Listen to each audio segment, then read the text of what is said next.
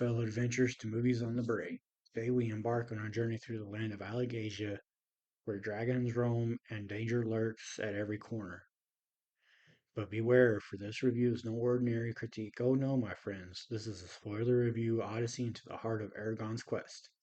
So buckle up, hold on to your dragon scales, and prepare for a ride like no other as we dive headfirst into the world of Eragon. How did Eragon do in the box office? Eragon was released in the theaters on December 15th, 2006, and it had a budget of $100 million. It made $250.4 million in the box office despite unfavorable reviews from critics and fans of the inheritance cycle alike. Eragon debuted at number 2 in the box office its opening weekend, behind Pursuit of Happiness and the live action Charlotte's Web, which both came out that same weekend. When it left theaters on the weekend of April 6th, Easter weekend 2007, it was ranked number 52 in the box office.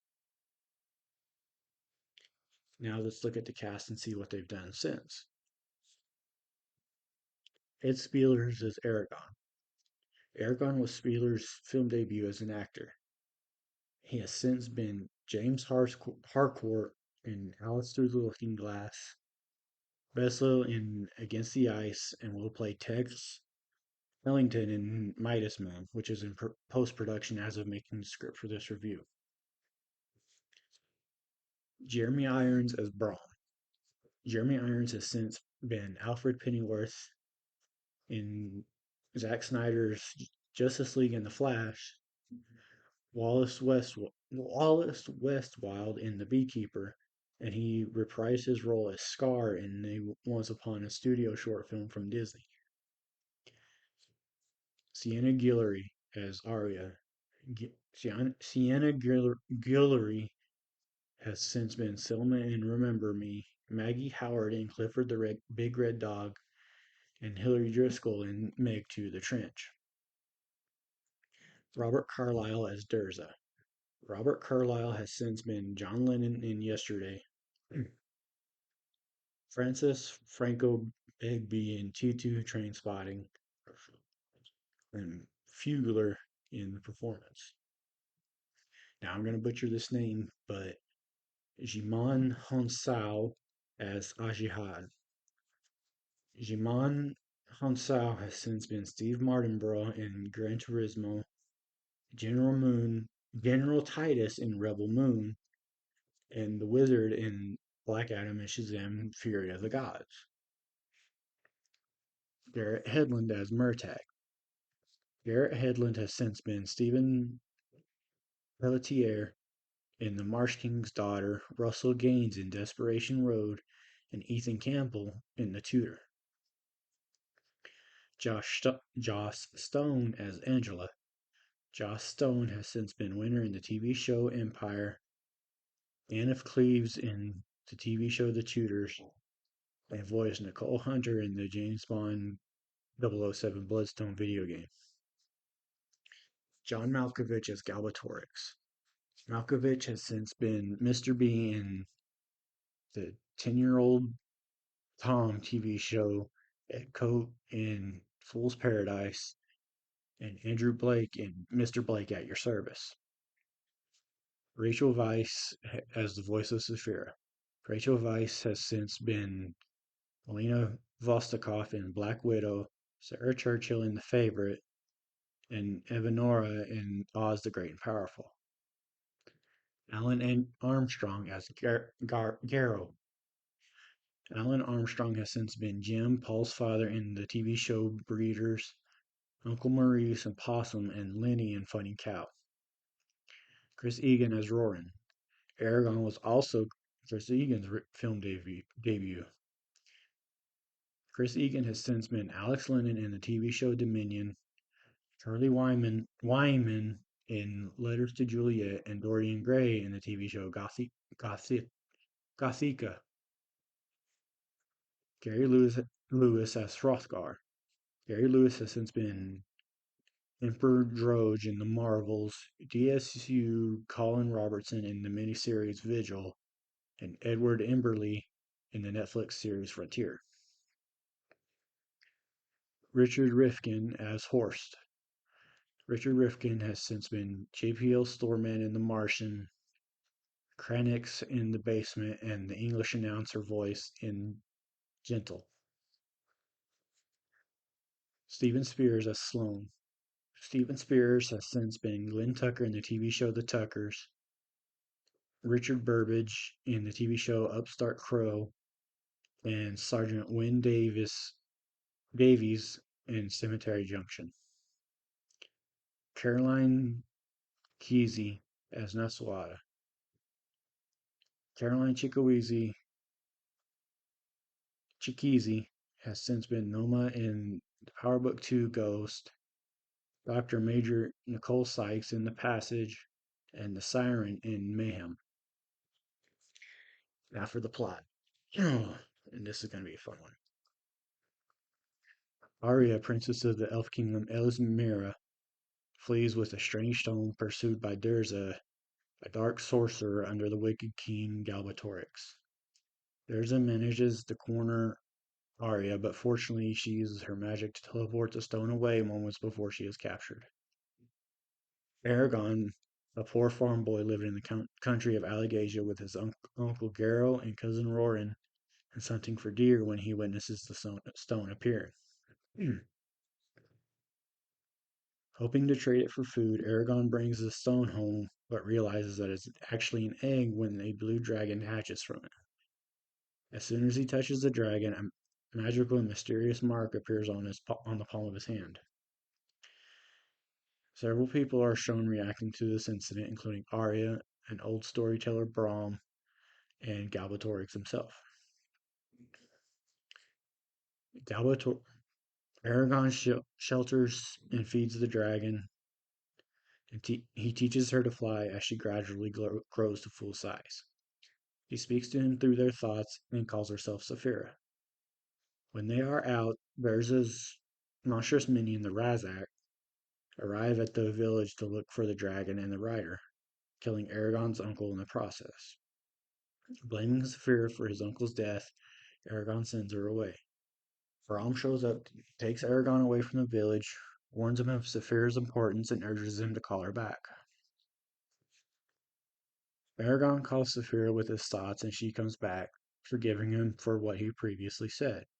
Brahm is leading the group to the Varden, a rebel freedom fighters group opposing Galbatorix.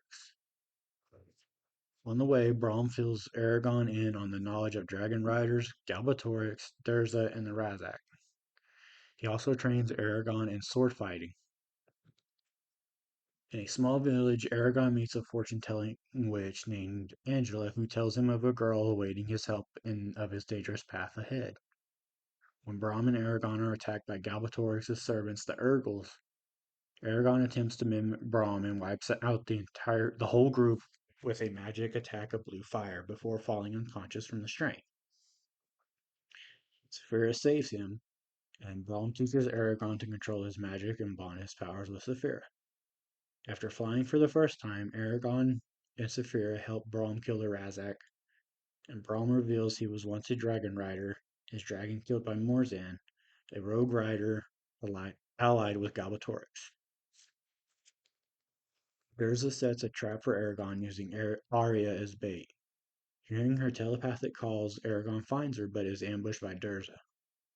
Eragon is outmatched and Brahm arrives to help, though he is mortally wounded in the process.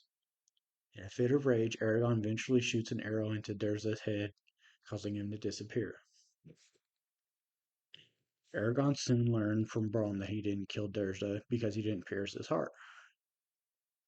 The trio escapes and Brahm dies of his wounds while flying on Saphira. They hold a small funeral for Brahm, however, Saphira, unable to produce fire, breathed ice onto Brahm's pyre, encasing him in the ice.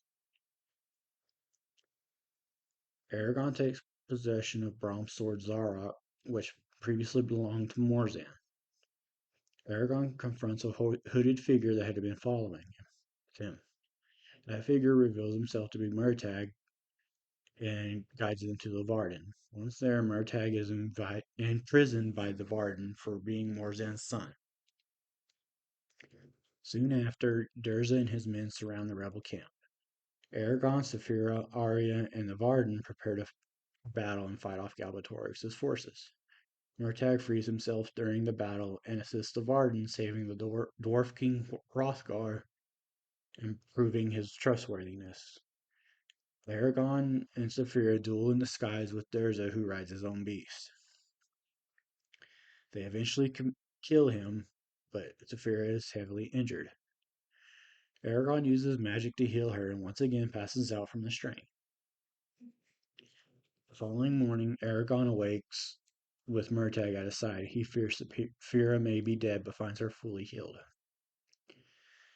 They catch up with Arya, who is on her way to Elismira to lead the elves in the coming war against Galbatorix. She calls Eragon the Great Shade Slayer, and they part ways, promising that they will meet again. Meanwhile, in his castle, Galbatorix, furious, slashes at his hanging map of Alagasia, revealing his immense pitch-black dragon, Frukin. Now, here are my thoughts. As far as it being a movie about a book series, even though it's really only based off the first book, I enjoyed it. And considering it was only an hour and 44 minutes, they put a lot into the movie.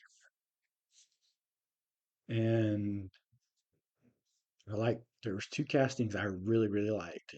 John Malkovich as Galbatorix and Jeremy Irons as Braun.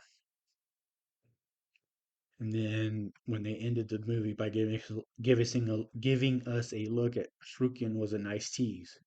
I just kind of wish there would have been a sequel to show off Shrukin even more and show us how destructive he is.